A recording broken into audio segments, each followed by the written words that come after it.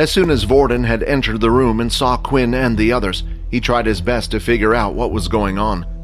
"Please sit down," Nathan said politely. Vordon sat down in the chair opposite the woman. While he was sitting, he would give the odd glance towards Quinn. He could see that Quinn had a worried look on his face, which meant something was going to happen that he wouldn't like. "Now, we're just here to ask you a few questions, Vordon. Simple, right?" Nathan said with a smile. "But I warn you to answer truthfully now, for our beautiful woman here can catch your lie in an instant." The woman then held out her hand for Vordon to touch it. "Did you have anything to do related to the death of the student named Earl Hampton?" she asked. Vordon didn't answer immediately because he was trying to think. The teachers had made one mistake before interrogating Vordon, and that was telling him the abilities of the female in front of him. Although Vordon was there, the same couldn't be said for Sil. Sil spent most of his time sleeping in the room or just sitting in the back, staring blankly in front of him. "If you don't reply, Vordon, we have to take your silence as a confession that you were involved somehow," Nathan said. "You have a question for me?" Sil said, pointing at himself. Even the woman was a little taken aback by the change in attitude, but decided to press on. She repeated the question and asked again. "No, I wasn't there," Sil replied. "I don't even know who this Earl is. The only person I know is Quinn," Sil said, pointing in Quinn's direction. The woman continued to ask questions that Nathan had presented, and Sil continued to answer in a naive, childlike manner. "He's telling the truth. Not a single time did either of them lie." Nathan then went to adjust the glasses on his face, a habit of his when he was stressed out.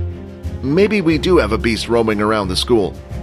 Nathan then looked at the two of them. His gut feeling was telling him something was wrong. "You two stay here for now," Nathan said. "We're going to keep you here for a while and pull up some people who were around the scene at the time, see if anyone spotted you there too." "Huh? But we already answered your questions," Quinn complained. "Look, if you're not guilty, then you have nothing to worry about, right?" Nathan replied. "All I ask is that you stay here a little longer." With that, most of the sergeants had left the room to try and gather more information. Right now, Faye was busy looking over some documents with the woman, while the two boys were sitting next to each other. But while doing so, Sil couldn't help but keep smiling at Quinn.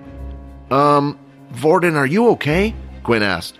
Sil then turned his head to the left and right to check if anyone was nearby, before placing his hand over his mouth and whispered, "Oh, I'm not Vordon. My name is Sil." Quinn did not know how to react to this.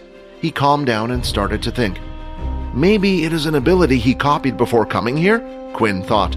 A mind swap ability which allowed Vordon to fool the woman. "Vordon, you are a genius." "Nice to meet you, Sil," Quinn smiled back. "Thanks for helping us back there. We owe you one." "No problem at all," Sil said. He lifted his hand and started rubbing Quinn's curly hair as if he was a cute dog. "If you ever need any help, you can always call me." Inside the black room, Sil left the chair and walked away. Sorry about that. That was... Vordon started to stumble on his words. "That wasn't you, I could tell," Quinn replied. "Good thinking on the mind swap thing. For now, as long as none of us was seen that day, we have nothing to worry about." As the words left Quinn, he felt something fade away from his body. "What's wrong?" asked Vordon.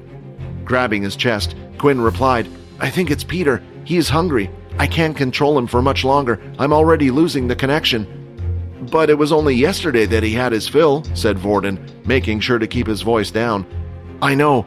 Guess we are just unlucky. At this rate, if he doesn't get it every day, he will continue to starve. And I'm afraid when he is hungry, I can't control him as I did earlier." "Quinn, we have to get out of here," Vordon said, grabbing him by the hand. "I think Layla's in trouble."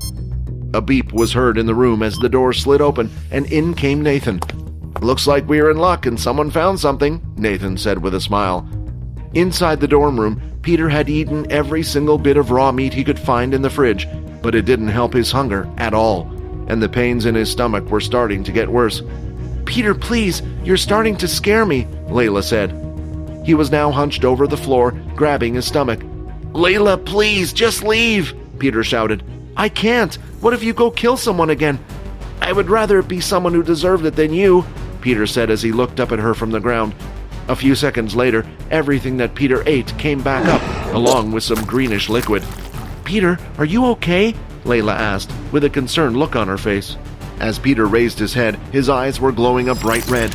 His two front fangs grew larger. They were sticking out over his lower lip now. He slowly got up from the ground and made his way toward Layla. This was it. She reached for the door and tried opening it, but a loud crash, as if someone had just broken glass, made her pause. Turning around, she saw the bedroom window was broken. Peter limped in the darkness towards the forest.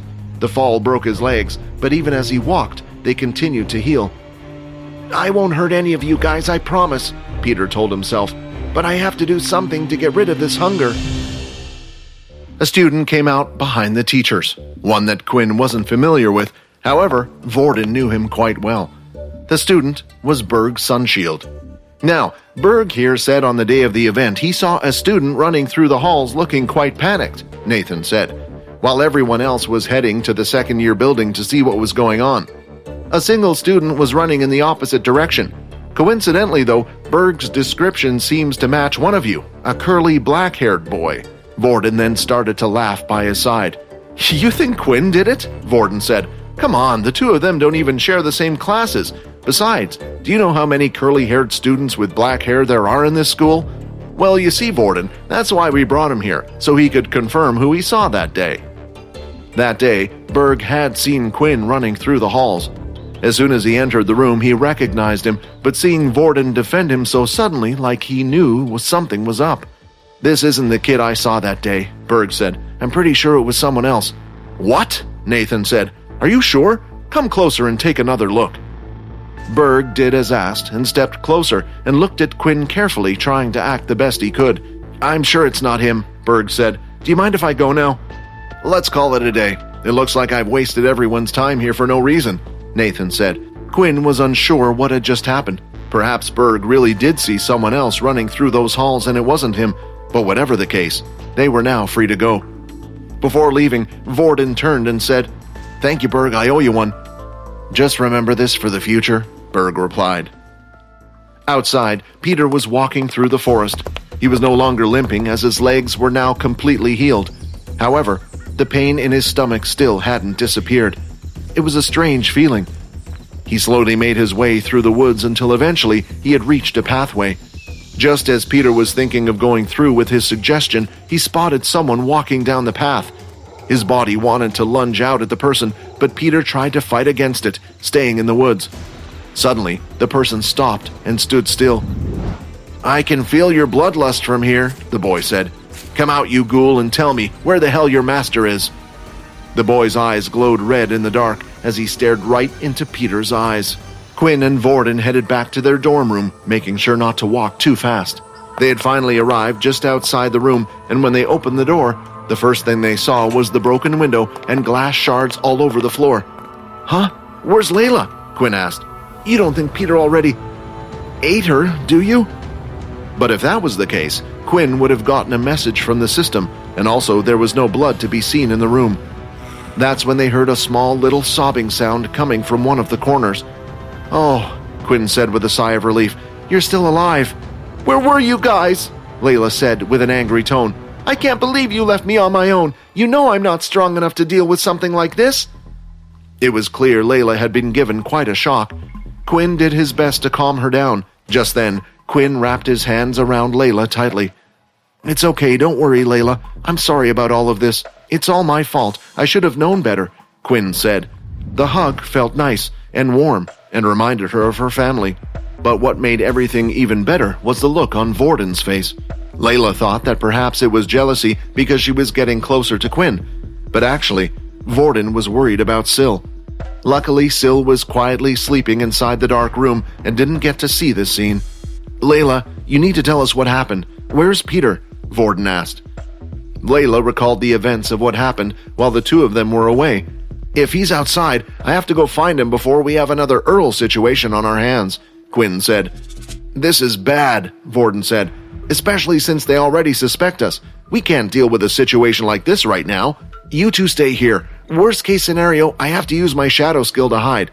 Besides, even if someone saw me, they won't know who I am." "Wait!" Vordon shouted. "I'm coming with you. If Peter is like Layla says he is, then you're going to need me. We're just going to have to go through with Plan B." Quinn didn't like it. He didn't like it one bit. Whatever happened, he didn't want to go through with Plan B no matter what. But right now, what choice did they have? Quinn, sometimes I think you're too nice for this world, Layla thought. After clearing away the broken pieces of glass, Layla decided to head towards her dorm room. Underneath her bed, she pulled out a little chest with a digital lock. After entering the authorization code, the chest opened, and she took out a sphere-shaped object. Pressing the top of the ball caused it to light up, and she waited for a few moments as the light dimmed in and out. "Hello, Agent 84. Do you have another report to give?" a female voice said, coming from the communication ball. "Yes, ma'am. I wish to give you an update on the report I gave you earlier. It turns out what I believed would be good for our cause is not so good for us after all. I will send you the full details later." "That is a shame to hear," the female voice coming from the orb said. "I hope you do get to enjoy your time left at the school and continue with the original mission. Also, on another note, Mr. True Dream will be visiting the base soon. We are unsure of which candidates will be selected this time, but don't worry too much if you are selected." "Noted," Layla replied. "May Pure be with you," the woman said. "May Pure be with you," Layla replied in a way that made it sound forced. "Quinn, I hope I'm doing the right thing not just for my sake, but for everyone's," she thought to herself. "Vorden, I'm going to go on up ahead. I think I got Peter's scent," Quinn said. "Peter's scent? What are you, a dog?" Vorden said sarcastically. But the next second, a shadow had gone to Quinn's body, and soon after it was replaced with a black figure, a mask on his face, and his beast equipment on his arms and legs. Into the night he sped away, rushing into the forest. Hi, Quinn here. Wondering what happens next? If you want to jump the queue and unleash all episodes, click on the link here and install the Pocket FM app.